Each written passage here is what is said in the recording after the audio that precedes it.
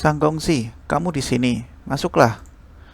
Gongsi itu artinya tuan-tuan ya guys. Biasanya digunakan untuk menyebut laki-laki muda.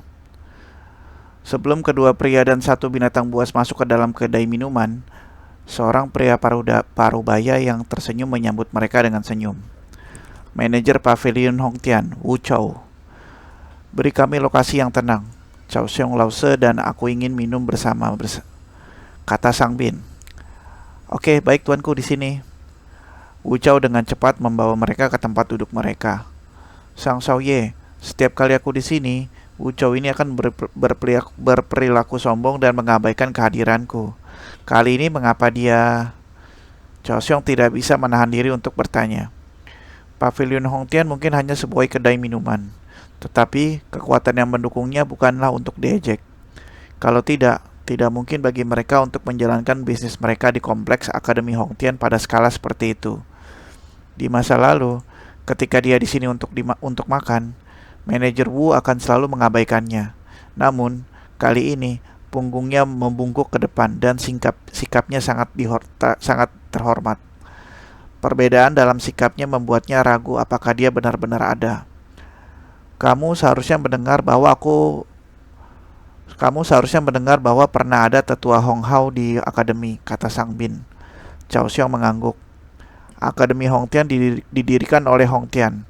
Setelah kematiannya, keturunannya mempertahankan warisannya. Akibatnya, para tetua yang memiliki nama keluarga Hong cenderung lebih dihargai di akademi. Dia telah mendengar tentang tetua Hong Hao ini sebelumnya. Dia adalah individu yang sangat kuat dan pernah bersaing untuk kursi utama. Namun, setelah itu, untuk beberapa alasan yang tidak diketahui, ia tiba-tiba mengundurkan diri dari posisinya sebagai tetua, dan tidak ada berita tentangnya lagi.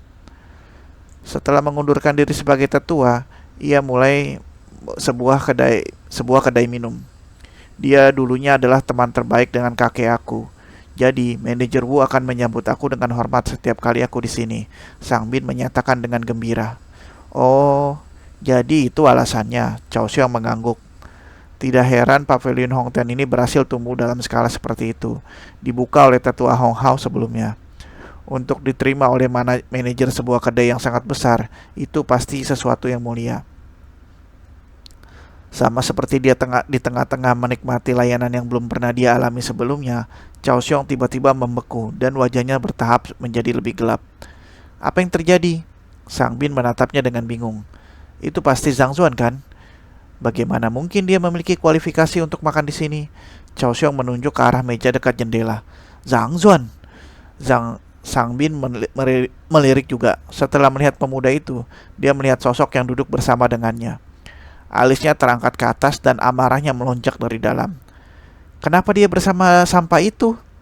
Aku telah memperpanjang undangan aku kepadanya beberapa kali, tetapi dia terus menolak aku untuk berpikir bahwa dia akan makan dengan orang lain. Sial. Sebagai cucu seorang tetua, seorang guru tingkat tinggi di akademi, dan seorang ahli Rana 5 dan Dingli, dia telah mengundang Shen Biru untuk makan beberapa kali, tetapi dia tidak pernah setuju. Awalnya, dia berpikir bahwa dia tidak akan pernah makan bersama dengan siapapun. Dia tidak akan pernah membayangkan bahwa dia akan duduk bersama dengan sampah terkenal di akademi. Dia hampir pingsan karena marah di tempat. Membanting mejanya, dia berdiri, bersiap untuk bergegas untuk menanyainya. Namun, dia tiba-tiba mengingat temperamen Shen Biru dan segera menyusut ke kursinya. Dia sangat membenci mereka yang mengganggunya. Jika dia bergegas untuk menginterogasinya seperti ini, jika dia akhirnya terpancing oleh sikapnya dan mengamuk kepadanya, tidak akan ada harapan untuk pacaran dengannya. Sang Xiaoye, jangan marah. Aku punya ide yang akan mengungkapkan warna asli Sang Xuan sebelum Shen Hause. Selain itu, ini dapat menonjolkan aura agung Sang Xiaoye.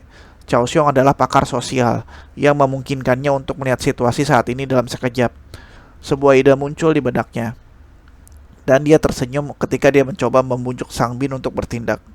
Ide apa? Zhang Zuan ini pasti di sini untuk menjilat Shen Lause dengan memperlakukannya untuk makan. Namun, sebagai guru tingkat rendah, berapa banyak uang yang bisa dia hasilkan? Kami hanya perlu sedikit campur tangan untuk membuat tagihan akhir dari jangkauannya, untuk mempermalukan dia di hadapannya. Setelah itu, Sang Xiaoye akan muncul dan menyelamatkannya dari situasi yang canggung. Kesan Shen Lause tentang Sang Xiaoye pasti akan membaik. Mungkin bunga cinta bahkan mungkin mekar saat dia berlari ke pelukanmu.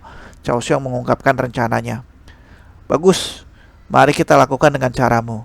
Mata Sang Bin menyala saat dia menganggukkan kepalanya dengan puas. Tidak hanya ia mampu melumpuhkan lawannya, ia juga dapat meningkatkan posisinya di hati Shen Biru pada saat yang sama. Ini benar-benar ide yang brilian. Sepertinya Cao Xiong ini tidak hanya mampu mengajar, dia juga punya cara berurusan dengan manusia. Sepertinya dia harus dirawat dengan benar di masa depan. Jadi si Sang Bin ini mau ngejebak si Zhang Zuan ya, dengan apa, mau tagihan makan dia mau ditingkatkan gitu guys. Jadi dia agar beberapa kali lipat bisa lebih mahal. Dia kan soalnya guru miskin ya. Dia pikir si Zhang Zuan yang bayar guys. Tapi kan dia orang nggak tahu ya, yang bayar itu sebenarnya ceweknya ya, yang Shen Biru itu ya, Shen Lause itu ya. Cewek cantik itu sebenarnya dia yang naktir, tapi dua orang ini nggak tahu nih mau ngejebak Sang Zuan, tapi dia mau ngejebak Shen Biru. Menarik nih guys, menarik. Oke, kita lanjut guys ya. Zhang Zuan tidak tahu tentang skema yang direncanakan untuk melawannya. Memakan makanan lezat di atas meja, dia menganggukkan kepala sebagai pujian.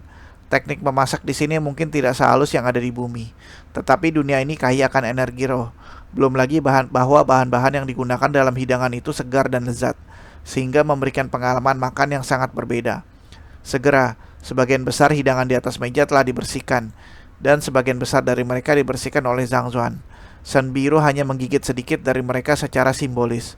Melihat bagaimana orang ini hanya terobsesi dengan makan, mengabaikan kehadirannya, Shen Biru mengerutkan bibirnya dengan marah. Awalnya, dia berpikir bahwa dia berpura-pura untuk menarik perhatiannya. Hanya sekarang, dia menyadari bahwa dia tidak pernah menganggapnya sebagai masalah penting. Terlepas dari apakah itu guru jenius atau guru cantik bintang di akademi. Mereka dengan sengaja akan menjilatnya dan menawarkan bantuannya. Namun, orang ini, guru peringkat terburuk di seluruh akademi, memperlakukannya seolah-olah dia bukan apa-apa, membuatnya menggertakkan gigi peraknya dengan marah. Jika bukan karena etiketnya, dia pasti sudah mengirim kedua kakinya ke arah tubuhnya. Semakin dia memikirkannya, semakin marah dia. Dia tahu bahwa jika dia melihat dia terus makan, dia akan mati karena marah. Dia berbalik dan memanggil pelayan. Bill! Bill itu artinya tagihan ya guys. Total 1280 koin emas. Seorang pelayan berjalan mendekat. 1280 koin emas? Shen Biru membeku karena terkejut. Kenapa harganya begitu mahal? Bahkan untuk guru tingkat tinggi seperti dia hanya menghasilkan 1000 koin emas setiap bulan. Namun, untuk mengosongkan gajinya sebulan dalam sekali makan, bagaimana bisa begitu mahal? Dia telah menghitungnya dengan benar ketika dia memesan piring, dan tagihannya tidak seharusnya mencapai 100. Bagaimana bisa melonjak hingga lebih dari 1000 dalam sekejap? Maaf, tetapi sebotol anggur di sini harganya 1200 koin emas dengan sendirinya, pelayan menjelaskan.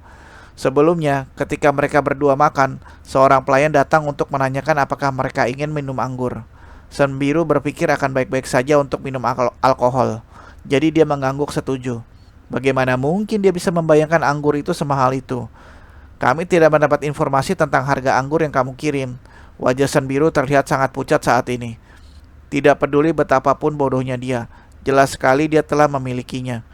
Jika kamu benar-benar tidak tertarik di dalamnya, kamu seharusnya bertanya lebih jauh tentang hal itu sebelumnya.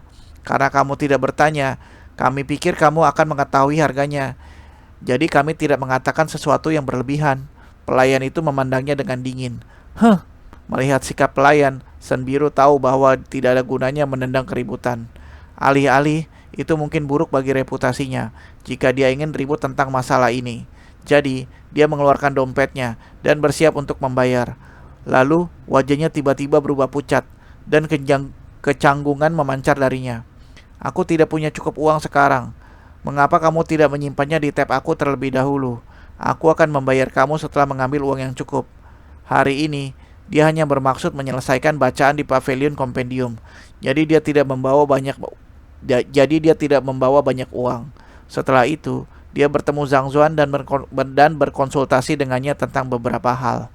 Karena kejutan yang berlebihan itu, dia benar-benar lupa tentang masalah ini. Mengingatnya hanya pada saat ini. Dia hanya memiliki sekitar 100 koin emas, jauh dari jumlah yang dibutuhkan. Memperlakukan seseorang untuk makan, namun tidak memiliki cukup untuk membayar. Dia merasakan sengatan api di wajahnya saat dia dengan sungguh-sungguh berharap agar Liang muncul agar dia bisa bersembunyi di dalamnya. Jangan memesan makanan yang kamu tidak mampu. Karena kamu sudah memesannya, bayar. Bahkan tidak bermimpi makan gratis di sini. Pelayan itu bergumam. Kamu... Wajah kecil San Biru memerah karena marah. Apa yang terjadi? Pada saat ini, suara keras terdengar. Sang Bin ditemani oleh Cao Xiong dan Sky Shattering Lion berjalan dengan bangga dengan langkah melebar. Mengenakan pakaian putih, tangannya di belakangnya dan kepalanya dimiringkan tinggi. Posturnya memancarkan aura superioritas. Pada saat-saat normal, dengan disposisi dan penampilan luarnya, disertai dengan Sky Shattering Lion yang ganas mengikuti di belakangnya. Dia akan terlihat seperti seseorang pria yang elegan dan gagah. Namun, pada saat ini, wajahnya bengkak dan marah. Matanya memar hitam. Melihat dari jauh, dia terlihat konyol. Jadi dia mau terlihat cool ya guys. Ada binatang buas, Sky Shattering Lion ya kan. Dia mau terlihat cool, tapi sekarang wajahnya lagi bengkak-bengkak merah, matanya pada memar ya guys ya. Jadi melihat dari jauh terlihat konyol ya guys. Lucu. Oke, lanjut kita guys. Namun ia tampaknya tidak menghiraukannya dan sebaliknya melangkah dengan bangga. Dengan pandangan yang dalam di matanya dan aura yang jauh, dia berjalan jauh dan matanya kebetulan berada di atas tubuh San Biru. Berpura-pura kaget, dia berkata, "Shen Laoshe, sungguh suatu kebetulan, kamu di sini juga." Dia berbalik untuk melihat pelayan dan bertanya, "Apa yang terjadi di sini? Tidak pantas membuat keributan di sini." "Ah, jadi itu Sang Xiaoye." Pelayan itu melompat ketakutan. Dia tidak lagi memakai sikap memaksa dari sebelumnya, dan sebagai gantinya mengungkapkan sikap hati-hati saat dia menjelaskan. "Seperti ini, mereka sudah makan, tetapi mereka tidak punya uang untuk membayar tagihan." "Tidak ada uang untuk membayar tagihan?" Sang Bin menggelengkan kepalanya saat ekspresi kecewa muncul di wajahnya. Dia menatap Zhang Zuan dan berkata, "Zhang Laoshe, bukan itu yang ingin aku ceritakan. Tetapi jika kamu tidak memiliki uang, jangan mencoba berpura-pura bermurah hati dan memperlakukan seseorang untuk makan di sini. Lihat, kamu akhirnya mempermalukan dirimu sendiri. Sebagai guru terburuk di akademi, kamu mungkin terbiasa. Tetapi untuk mempermalukan Shen Laoshe juga, jangan kamu pikir kamu telah melangkah terlalu jauh." Melihat ekspresi sombong di wajah orang di depannya, Zhang Zuan berhenti sejenak sebelum berbalik untuk melihat San Biru. Sepertinya dia sedang berbicara tentang kamu."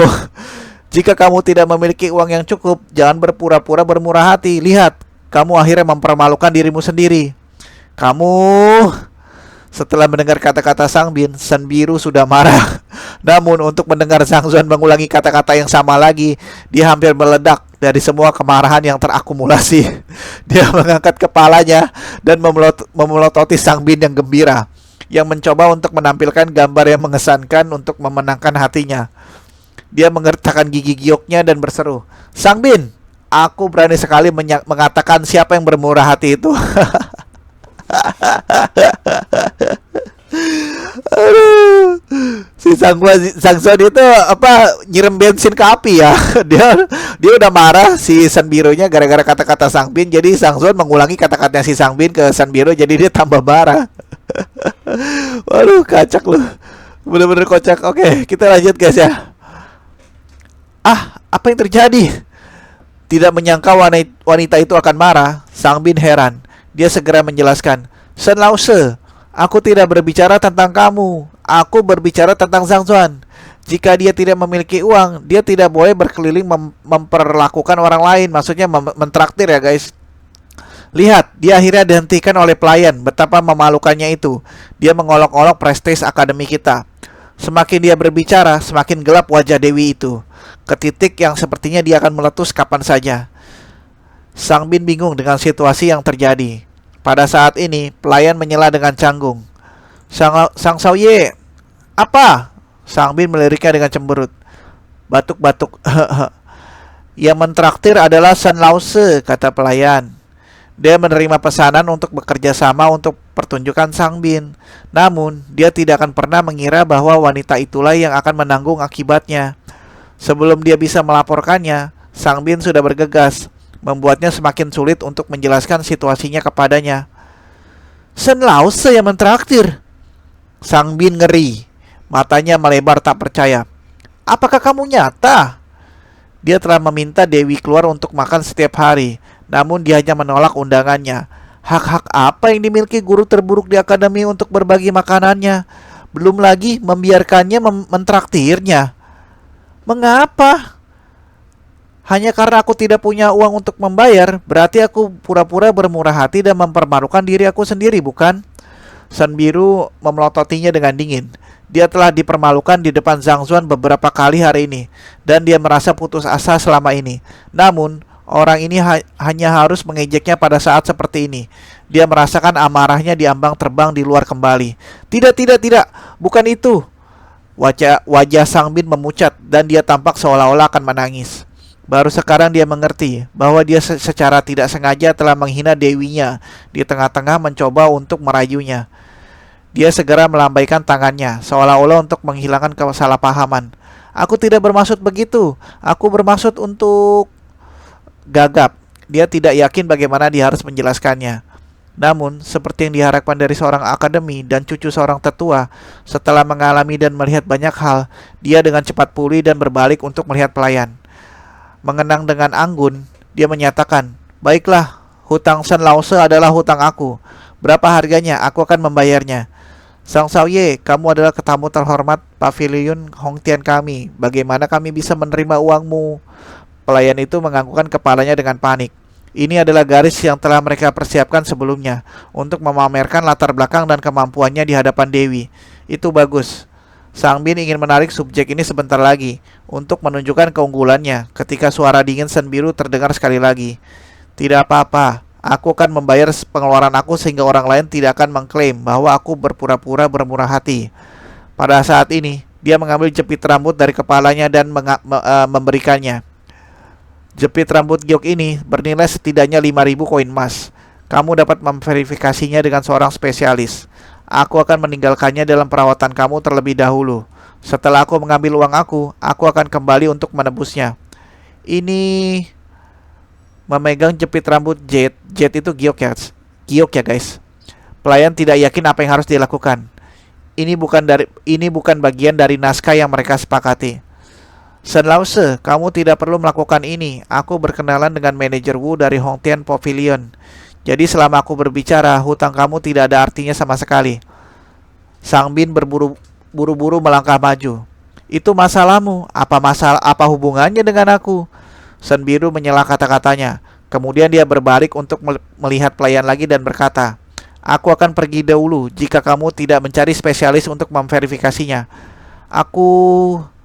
Pelayan memandang Sang Bin dengan panik dan permohonan dalam pandangannya jelas terlihat. Apa yang kamu lihat padaku? Sang Bin melambaikan tangannya dengan cepat. Dengan tatapan marah dia melanjutkan, aku sama sekali tidak mengenalmu. Zhang Zuan tidak berharap bahwa satu kali makan akan berakhir dengan lelucon seperti itu. Menggelengkan kepalanya, dia melangkah maju, mengambil jepit rambut giok dari pelayan dan menyerahkannya kembali kepada San Biru. Kenapa memberikannya ini padanya? Makanan ini bahkan tidak bernilai 1.280 koin emas. Memberinya uang seperti ini, apakah kamu ingin ditipu? Penipuan? Pavilion Hongtian memiliki hampir 10 tahun di belakang pendiriannya. Harga kami adil dan kami tidak membeda-bedakan pelanggan kami. Tidak pernah ada satu orang pun yang memiliki masalah dengan kami sebelumnya. Jadi, apa yang kamu maksud dengan kata-kata itu? Saat kata-kata Zhang Zuan mendarat, seorang pria parubaya berjalan dengan langkah besar. Ini adalah manajer Pavilion Hongtian, Wu Chou. Dia sudah membicarakannya dengan Sang Bin, dan dia seharusnya tidak muncul pada awalnya. Namun, setelah mendengar Zhang Zuan berbicara tentang penipuan, ia tidak bisa lagi menahannya lagi. Peristiwa yang terjadi di sini telah menarik perhatian banyak pelanggan. Jika dia tidak muncul dan membiarkan pihak lain berbicara sesuka hatinya, reputasi kedai minuman akan ternoda. Jika itu terjadi, bosnya, Tetua Hong Hao, akan membunuhnya ketika dia kembali. Apa yang aku maksud? Apakah aku benar-benar harus menyuarakannya? Kelopak mata Zhang Zuan terangkat sedikit dan suasana malas keluar darinya. Kami menggunakan bahan-bahan terbaik untuk setiap hidangan di pavilion Hongtian kami, sehingga disajikan dengan segar dan lezat. Harga kami juga telah menjalani pemeriksaan ketat akademi. Jika kamu tidak dapat menjelaskan diri sendiri, terlepas dari kenyataan apakah kamu seorang guru di akademi atau tidak, kamu tidak perlu bermimpi untuk pergi ke sini hari ini. Wajah manajer Wu menjadi gelap. Bagi sebuah kedai minuman, menipu pelanggan adalah dosa yang sangat berat. Jika dia tidak menyelesaikannya sekarang, pavilion Hongtian mungkin bisa keluar dari operasi ketika reputasi itu menyebar. Dia benar-benar mencari mati. Awalnya, dia berpikir bahwa Zhang Zuan akan bebas dari hukuman sekali lagi. Namun, melihat Zhang Zuan menuduh pavilion Hongtian menipu pelanggannya dan manajer Wu yang menyinggungnya, kilatan melintas di mata Sang Bin saat dia melihat situasi dengan gembira. Manajer Wu mungkin tampak seperti orang yang ramah dengan temperamen yang baik. Tetapi ketika reputasi pavilion Hongtian sedang dipertaruhkan, ia akan seperti banteng yang mengamuk yang tidak tahu arti mundur. Sepertinya orang yang merupakan yang pertama dari yang terakhir di akademi mengalami nasib sial. Apa yang orang ini bicarakan? Kepanikan dapat terlihat di wajah Sen Biru. Agar pavilion Hongtian dibuka di Akademi Hongtian dalam skala yang luar biasa, dukungannya jelas terlihat sekilas. Namun, kamu berani menuduh mereka menipu pelanggan mereka di depan umum. Bukankah kamu meminta masalah? Sebuah kedai besar seperti ini sangat menghargai reputasinya.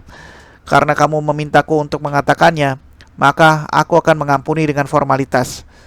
Meskipun ancaman Wu Chou, Zhang Zuan tidak berpengaruh. Dia berjalan ke meja dan berkata, "Daging violet beruang. Ini sesuai dengan klaimmu, disiapkan dengan membantai seekor beruang savage sebelum direndam dalam bunga violet selama 3 hari.